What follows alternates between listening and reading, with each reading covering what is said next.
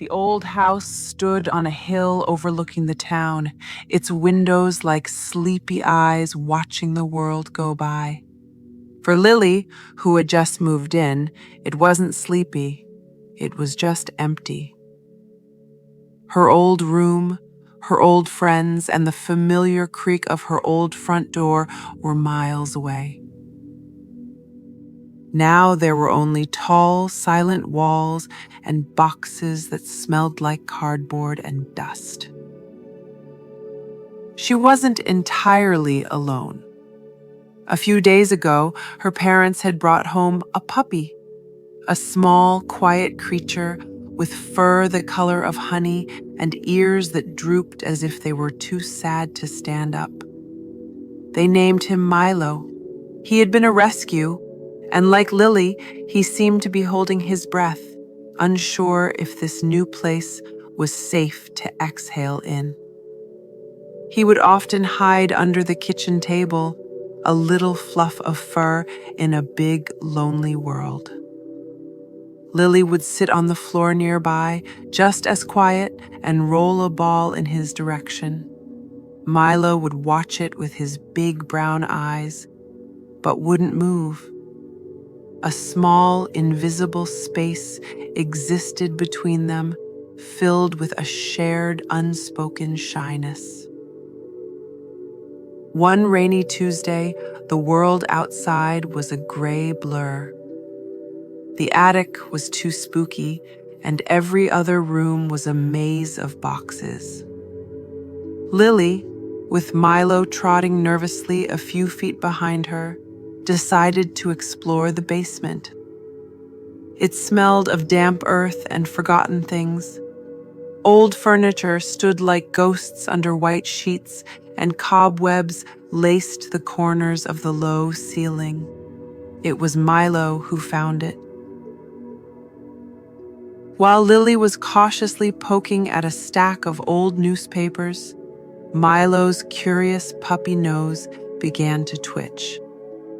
He padded over to a dark corner behind a tower of rickety boxes and started to sniff at a large, lumpy shape covered by a heavy canvas tarp. He let out a soft woof, a sound so small it was almost swallowed by the quiet.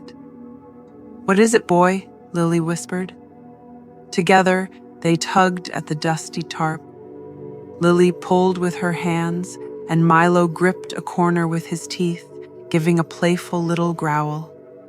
The tarp slid away, and a cloud of dust motes danced in the single beam of light from the bare bulb overhead. And there it was. It was a magnificent wooden model boat, nearly as long as Lily was tall. It was also a wreck. Its deep blue paint was chipped and peeling, revealing the pale wood beneath. One of its two masts was cracked clean through, and the sail, once white, was a ragged, dusty gray cloth that looked like a tired old handkerchief. But it had good bones. It was beautifully carved, with a proud high bow and a sturdy-looking deck. A small, tarnished brass plaque was screwed to its side. Lily rubbed away the grime with her sleeve and read the engraved words, "The Dream Chaser."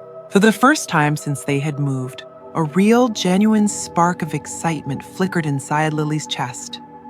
This boat wasn't just old wood and chipped paint. It was a forgotten adventure. "We could fix it," she said, her voice filled with a sudden purpose. She looked at Milo. He wasn't hiding anymore. He was looking at the boat, then at her, and for the first time, his tail gave a slow, tentative wag. Their project began the very next morning. The basement, once a spooky, forgotten space, became their workshop. Their first task was cleaning. Lily found an old rag and a bucket of soapy water. As she wiped away years of dust and grime, Milo, growing bolder by the minute, decided the bobbing rag was a marvelous new game. He pounced and tumbled, getting his paws sudsy and leaving little bubbly footprints on the concrete floor. Lily giggled, a bright, happy sound that echoed in the quiet space. Next came the broken mast. Lily found a bottle of wood glue in a toolbox. She squeezed a sticky line of it along the crack and pressed the two pieces together, holding them tight until her fingers ached.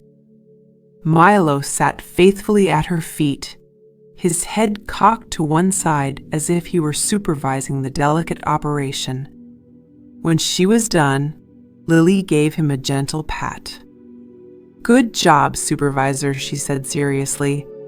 Milo licked her hand, his shyness melting away like ice in the spring. The old sail was beyond repair, so they had to make a new one. Lily found an old soft pillowcase in a box marked linens. She cut it into a perfect crisp rectangle. It looked a little plain, so she found her markers. In the center of the new sail, she drew a big, brilliant yellow sun with wavy rays stretching to the edges. As she was admiring her work, Milo, who had been exploring a damp corner of the basement, trotted over to see. He placed a curious paw right in the middle of her drawing, leaving a perfect, muddy paw print next to the sun. Lily gasped, then laughed. "Well, I guess every good ship needs an official flag," she declared. The muddy paw print stayed. It was their signature. The final step was the paint. Lily's dad found a few half-used cans of paint in the garage. There was a cheerful sky blue for the hull and a bright, shiny white for the deck and railings. Painting was messy, happy work. They worked side by side, a team. Lily hummed a tune as she carefully brushed the blue paint over the old chipped wood.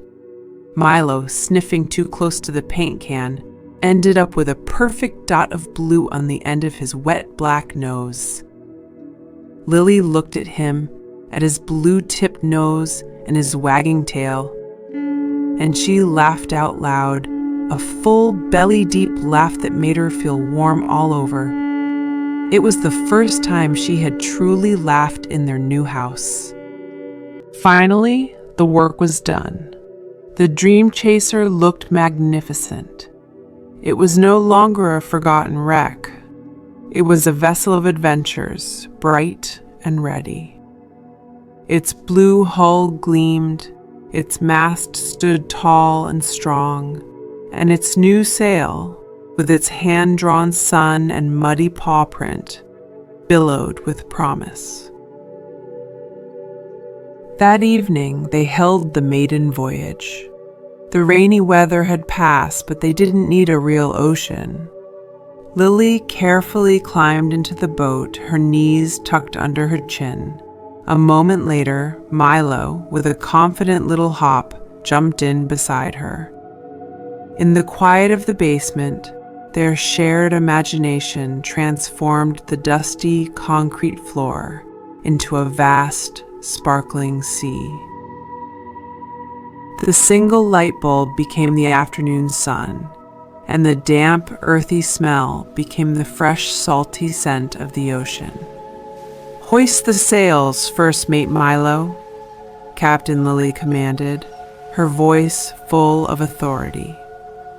Milo stood at the prow, his chest puffed out and his ears flapping in an imaginary sea breeze. He was no longer a shy, timid puppy. He was a brave sailor on the high seas. Together they sailed through imaginary storms, their boat rocking on invisible waves. They navigated by the light of the stars, the cracks in the ceiling, and discovered treasure islands hidden behind the old water heater. There, in the cozy hold of their restored ship, they were no longer a lonely girl and a shy puppy. They were a team. They were adventurers. They were the best of friends. The act of fixing the forgotten boat had, in turn, fixed their loneliness. Piece by piece, as they had glued and painted and planned, they had built an unbreakable bond. And as they sailed on their imaginary ocean, surrounded by the quiet hum of the old house, it finally, truly felt like home.